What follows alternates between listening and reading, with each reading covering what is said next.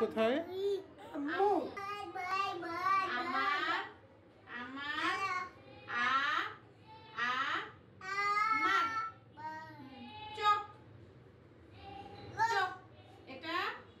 এটা কি বলো ওদিক নাক নাক এটা কি এটা কি এটা হাত হাত পা কই তোমার পা পা কই এই যে এটা কি এটা বলো নাক এটা চোখ চোখ জোরে জোরে চোখ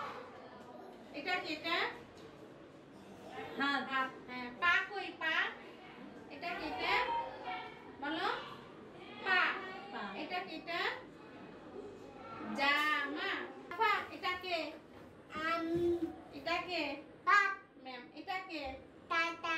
সাফা সাফা তোমার মাথা কই মাথা মাথা দেখাও এটা কি এটা বলো মাথা হ্যাঁ এরকম করো এটা কি এটা নাক এটা এটা এটা ঠোঁট এটা পা কই পা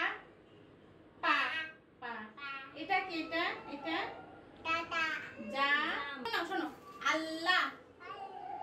হাফেজ বাই বাই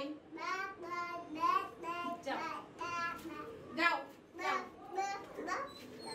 যাও আসো আসো বড় হলে ঠিক হয়ে যাবে একটু দেরিতে কথা বলে অনেক বাচ্চারা কিন্তু আমি তো মা আমি তো বুঝতে পারি যে হ্যাঁ না কোন একটা সমস্যা আছে ওর ডাকলে মাঝে মধ্যে তাকায় মাঝে মধ্যে তাকায় না তো ওরা বলতেছে যে হয়তো খেয়াল করে না তো ওনাদের সাথে একটু ইয়ে করে আমি মহাখালী নিয়ে আসলাম যে না আমি একটা ডাক্তার দেখাই তো যখন ওইখানে পরীক্ষা করালাম ফার্স্টে কোনো মেশিন দেয় না এমনি দিয়ে করাইছে তো শুনতে পারে একেবারে আমার বাবু তো জন্মগত এরকম না জন্ম থেকে হয়েছে আর আমি 3 মাস পরে দেখি কি আমার বাচ্চা ঘুমায় এরকম না কেরম কেরম লাগতেছে আমার কাছ থেকে আমি নিজে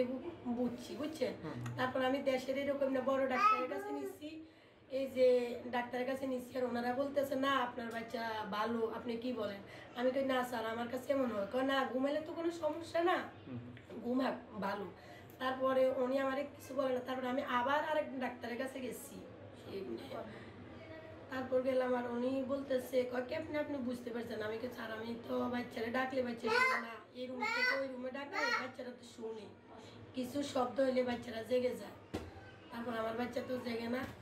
তারপর এরকম না ডাক্তার এরকম একটা হাতে তালি দিচ্ছে তারপর দেখছি এরকম না শুনে না আপনার তো এই টপিক নেই অপারেশন করার জন্য এটা তো অনেক দামি অনেক টাকা লাগবে তারপর আমার হাজবেন্ডকে কান্না করে দিচ্ছে দুজন আমার 2টা বাচ্চাই অবস্থা বড় মেয়েটাও আমার 14 বছর এ একই অবস্থা তারপরে এই মেয়েটাও ছেলেটা একই অবস্থা এই বাচ্চাগুলো তো জন্মগতভাবে কিছুই শোনে না এখন আমাদের এখানে অপারেশন করার পরে আমার কাছে যে 6 মাস হলো থেরাপি চলছে তো এই 6 মাস থেরাপি চলাতে ও এখন ওর অঙ্গ প্রত্যঙ্গগুলো বলতে পারে শুনে বুঝে ছোট ছোট বাক্যে কথা বলতে পারে আর পুরা বাক্যে কথা বলতে সে 3 বছরই লেগে যাবে আমরা নাক কান গলার একটা প্রেস্টিজিয়াস দিক হচ্ছে আমাদের এই ককটেল ইমপ্লান্ট সার্জারি বিষয়টা এবং আমরা 2018 সালের সেপ্টেম্বর থেকে এই প্রজেক্ট পাই এটা সমাজ কল্যাণ মন্ত্রণালয়ের অর্থায়নে এবং স্বাস্থ্য মন্ত্রণালয়ের সার্বিক সহযোগিতা আমরা এটা বাস্তবায়ন করছি এবং আমরাই সরকারি লেভেলে প্রথম প্রতিষ্ঠান যারা ককটেল ইমপ্লান্ট চালু করেছি গভর্নমেন্ট আমাদেরকে পাস করার অনুমতি দিয়েছে এবং আমরা গত প্রায় 3 বছরের মধ্যে আমরা প্রায়